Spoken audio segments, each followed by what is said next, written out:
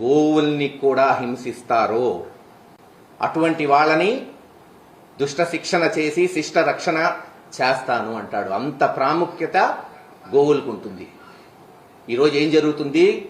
పవిత్రమైన తిరుమల తిరుపతిలో గత 8-9 నెలల నుంచి నెలకి సగటుగా 10-15 గోవులు చనిపోతుంటే మొన్న వైఎస్ఆర్సీపీ పార్టీ ప్రతిపక్ష నాయకుడు అక్కడ కరుణాకర్ రెడ్డి గారు ఇంత అన్యాయం జరుగుతుంది ఈ ప్రాంతంలో, పవిత్రమైన ప్రాంతంలో, పవిత్రంగా భావించే గోవుకే రక్షణ లేదు, దాదాపు 150-160 గోవులు చనిపోయినాయి అని ప్రెస్ మీట్ పెడితే సమస్యని స్వాగతిస్తూ ఒక బాధ్యత కలిగిన పాలక పక్షం అయితే ఏం చేయాలి? అక్కడ సందర్శించి నిజమెంత అబద్ధం ఎంత, అసలు నిజంగా చనిపోయినాయా, ఒకవేళ చనిపోతే ఎందుకు చనిపోతున్నాయి, మిగతా వాటినన్నా రక్షించేటట్టు మరోసారి ఇటువంటి ఘటన జరగకుండా చూడాల్సింది పోయి ఎదురుదాడి.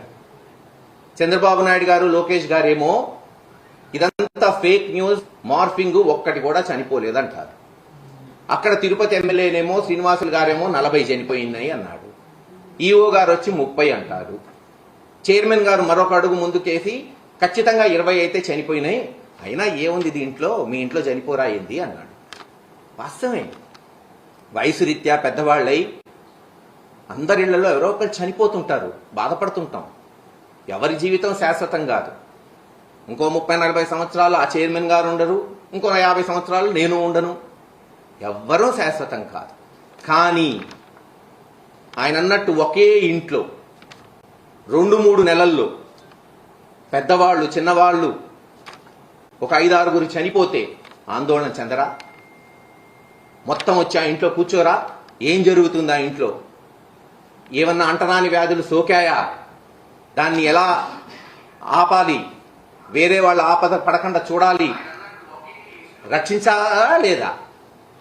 మరి వాళ్ళు చేయాల్సిన బాధ్యత వాళ్ళకు ఉన్నిందా లేదా? చైర్మన్ కావచ్చు, ఈవో కావచ్చు, జేఈఓ కావచ్చు, ఇతర అధికారులు కావచ్చు, ఇలా గోశాలలో చనిపోతున్నాయి, ప్రతి నెల ఇదే జరుగుతుంది అన్నప్పుడు వెంటనే సందర్శించి నిపుణులను తీసుకెళ్లి వెటనరీ డాక్టర్లు, బహుశా నాకు తెలిసి ఖచ్చితంగా తిరుపతి దేవస్థానం కూడా ఉంటుంది, ఏం చేస్తున్నారు వీళ్ళంతా? ఈ రోజున బాధ్యత కలిగిన ప్రతిపక్షం అంటే ఏంటి? ప్రజల సమస్యలు లేవనెత్తటమే మా ప్రథమ కర్తవ్యం. అదే చేశారు తిరుపతిలో కరుణాకర్ రెడ్డి గారు కానీ ఇతర వ్యక్తులు కానీ. ఆ సమస్య లేవనెత్తారు కాబట్టి మీరు అక్కడికి పోయి చెప్పండి, ఇది జరిగింది, ఇది జరగలేదు. ఆయన మీద ఎదురుదాడి. తెలుగుదేశం అధ్యక్షుడు, రాష్ట్ర అధ్యక్షుడు శ్రీనివాస్ గారు అయితే బహిరంగ ఛాలెంజ్, రండి చూసుకుందాం, నిరూపిద్దాం. అవసరమా బహిరంగ ఛాలెంజ్? దేవుడి సన్నిధిలో అపచారాలు జరుగుతుంటే, అత్యంత దయనీయమైన పరిస్థితులుంటే దాన్ని సరిచేయాలి. ఆయన వచ్చి అక్కడ ఇలా కాదు, ఇలా చేయండి, సలహాలు సూచనలు ఇవ్వండి. లేదు కరుణాకర్ రెడ్డి గారు మీరు ఇంతకుముందు చేశారు, మీ సూచనలు కూడా ఇవ్వండి, ఇంకా మంచి వ్యవస్థను తీసుకొస్తాం అని చెప్పాల్సింది పోయి ఎదురుదాడి. కొన్ని బహిరంగ ఛాలెంజ్కి రమ్మన్నారు, ఎలా వస్తాడు? పోలీసులేమో ఇంటి ముందు పెట్టి అరెస్ట్ చేస్తారు, హౌస్ అరెస్టు. చర్చ జరగాలి. ప్రజాస్వామ్యంలో అన్నిటికన్నా ముఖ్యమైనది చర్చే. చర్చ జరిగితేనే కదా సమస్యలు తెలిసేది, సమస్యలకి పరిష్కారం కూడా చర్చలో వచ్చింది. చర్చ జరిపించాల్సిన బాధ్యత అధికార పక్షానికి. ప్రతిపక్షంలో ఉన్న వాళ్ళని పోలీసులను పెట్టి ఇంట్లో అరెస్ట్ చేసి చర్చ పెట్టమంటే ఎలా చర్చ జరిగింది చెప్పండి? ఇప్పటికీ ఆలస్యం కాలేదు, వచ్చినన్ని టీవీలు ఉన్నాయి, పెట్టండి చర్చ. అటు ఎవరైనా రావచ్చు, ఇటు కరుణాకర్ రెడ్డి గారు వస్తారు, చర్చిస్తారు, ఏం జరిగింది, ఎలా చెయ్యాలి కూడా సూచనలు తీసుకోండి. పవన్ కళ్యాణ్ గారిని కూడా మేము డిమాండ్ చేస్తున్నాం. సనాతన ధర్మం అని ఘోషిస్తున్నారు. ధర్మం అంటే కాషాయ బట్టలు వేసుకొని మైకుల్లో చెప్పటమే కాదు. ధర్మో రక్షతి రక్షిత, ధర్మాన్ని నువ్వు రక్షిస్తే అది నిన్ను రక్షిస్తుంది. మనుస్మృతి ప్రకారం ధర్మానికి 10 లక్షణాలు ఉంటాయి. ఏంటది? ధైర్యం, క్షమ, సత్యం, దొంగతనం చేయకపోవట, స్వచ్ఛత, ఇంద్రియాలను నియంత్రించుకోట, బుద్ధిని సద్మార్గంలో తీసుకెళ్లట, జ్ఞానాన్ని పెంచుకొనుట, లేదు సత్యం మాట్లాడుట, శాంతంగా ఉండుట.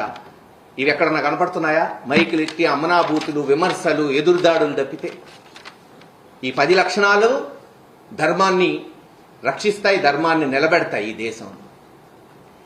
ఎస్, మేమేమనుకున్నాం, కరుణాకర్ రెడ్డి గారు ఇచ్చిన వెంటనే చంద్రబాబు నాయుడు గారు సరే ముఖ్యమంత్రి గారు ప్రతిదానికి పోరక్కర్లేదు, లోకేష్ గారో పవన్ కళ్యాణ్ గారో అక్కడికి పోయి, ఎందుకంటే తిరుపతి, తిరుమల, గోవు సెంటిమెంట్లే కాదు, అన్ని రకాలుగా భావోద్వేగాలతో కలిగిన అంశాలు ఇవన్నీ.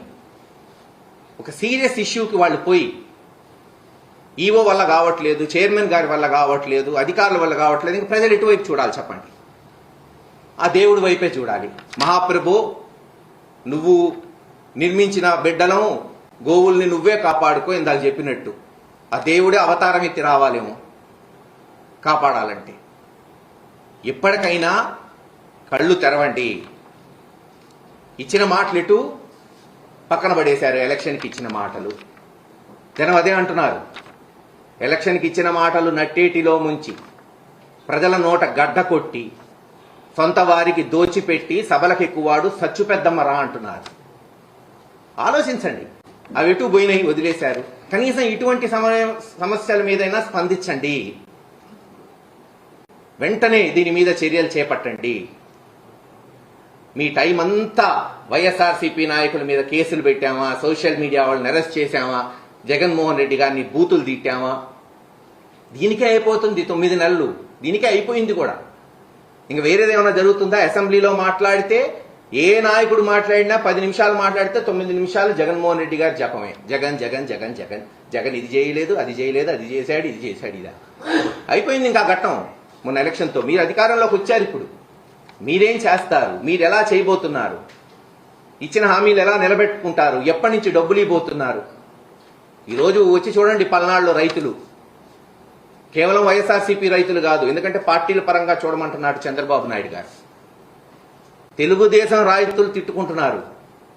అప్పులు పాలై, కుదేలై, మిరపబోయ, కందిబోయ 20,000 ఉన్న మిరప 9,000కి వచ్చింది.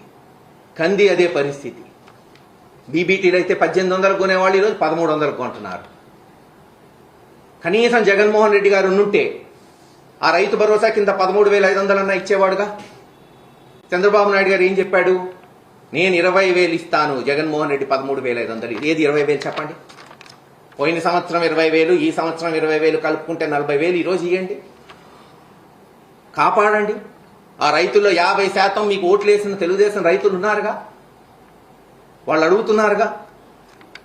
ఫీజు రీఎంబర్స్మెంట్, కాలేజీలు అయిపోయినాయి, టీసీలు తీసుకొని వెళ్ళిపోవాలి, ఇంకా ₹1 కట్టట్లా కాలేజీలకి. అమ్మఒడి అంతే పరిస్థితి. ఒక్క పథకం ఆచరణలో ఇదిగో బ్రహ్మాండంగా చేశాం. ఫ్రీ బస్ అన్నారు, ఆ బస్సు ఎక్కడ తెలంగాణలోనే ఆగిపోయినట్టుంది, ఆంధ్రాకి రాలా ఇంకా ఫ్రీ. ఇలా ప్రతి విషయం ఖచ్చితంగా బాధ్యత కలిగిన ప్రతిపక్ష పార్టీగా జగన్మోహన్ రెడ్డి గారి నాయకత్వంలో వైఎస్ఆర్సీపీ నాయకులు అందరం కూడా ప్రజల పక్షాన నిలబడతామని గతంలో చెప్పా. పాలక పక్షమా ప్రతిపక్షమా కాదు, మాకు అధికారంలో ఉన్నా ప్రజల పక్షమే, ప్రతిపక్షంలో ఉన్నా ప్రజల పక్షమే. నిలబడతాం, సమస్యలను లేవనెత్తుతాం, ప్రజాస్వామ్య పద్ధతుల్లోనే మా నిరసనలు తెలియచేస్తాం. ఏది ఏమైనా ఈ సమస్య వైఎస్ఆర్సీపీ పార్టీదో, తెలుగుదేశందో, ఒక రాష్ట్రందో కాదు. పవిత్రమైన తిరుమల తిరుపతి దేవస్థానం శ్రీ వెంకటేశ్వర స్వామి సన్నిధిలో గోమాత సమస్య త్వరగా మీరు పరిష్కరించండి. దయచేసి దాని మీద వెంటనే మీరు ఒక కమిటీ వేసి వెంటనే చర్యలు చేపట్టవలసిందిగా డిమాండ్ చేస్తాం.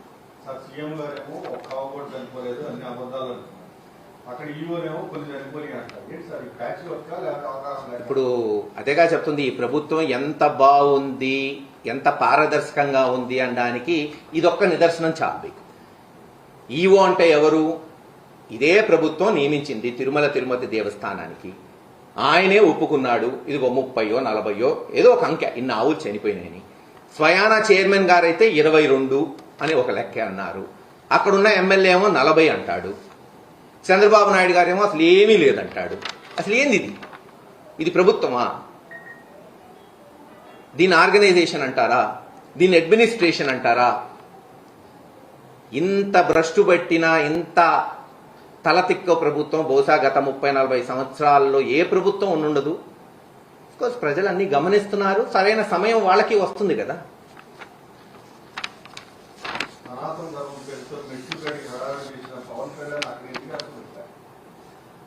అది పవన్ కళ్యాణ్ గారిని అడగాలి మీరు. చిన్న సమస్య, తిరుపతి తిరుమల దేవస్థానాన్నే రాజకీయాలు వాడుకోవడానికి, నెయ్యిలో పదార్థాలు వేరే కలిసినాయని వాళ్లే ఒక స్టోరీ అల్లి, వాళ్లే పోయి దాన్ని ప్రచారం చేసి, వాళ్లే ఆ టెంపుల్ ఒక గౌరవాన్ని దేశంలో తగ్గించి భక్తుల మనోభావాల్ని చివరికి సుప్రీంకోర్టు కూడా ముట్టికాయలేసింది. రాజ్యాంగ పదవిలో ఉన్న వాళ్ళు ఎంత జాగ్రత్తగా మాట్లాడాలి అని సుప్రీంకోర్టే అక్షింతలేసింది. ఎందుకంటే ఆ ల్యాబ్ రిపోర్ట్లో ఏమీ రాలేదు, అదంతా కట్టు కదా. కేవలం వచ్చిన వెంటనే జగన్మోహన్ రెడ్డి గారిని భ్రష్టు పట్టించాలి, పథకాలు ఇవ్వట్లేదు కాబట్టి డైవర్ట్ చేయాలి రాజకీయాలని చేసిన కథ అని అందరికీ తెలిసింది. కానీ ఈరోజు అది కాదు కదా. ఇది కథ నిజమా, గోశాలకు పోతే తెలిసిపోతుంది. అసలు పోవటం ఎందుకు? నిన్న ఆ కేర్ టేకర్ అందరం చూసాం, సోషల్ మీడియాలో అందరికి వచ్చింది.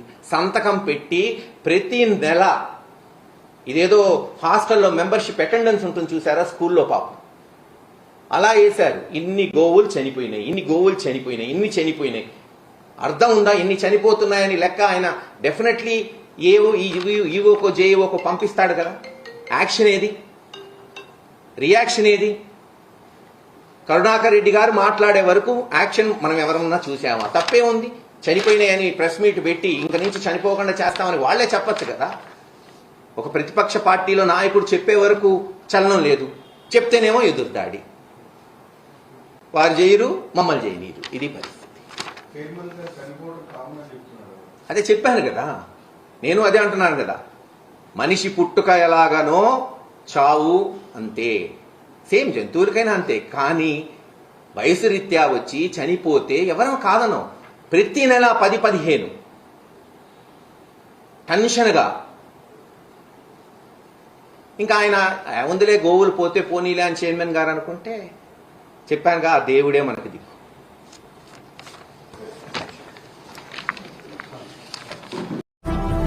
ఇలాంటి మరిన్ని వీడియోస్ కోసం పల్నాడు ప్రజానాడి ఛానల్ ను సబ్స్క్రైబ్ చేసుకోండి, లైక్ చేయండి, షేర్ చేయండి.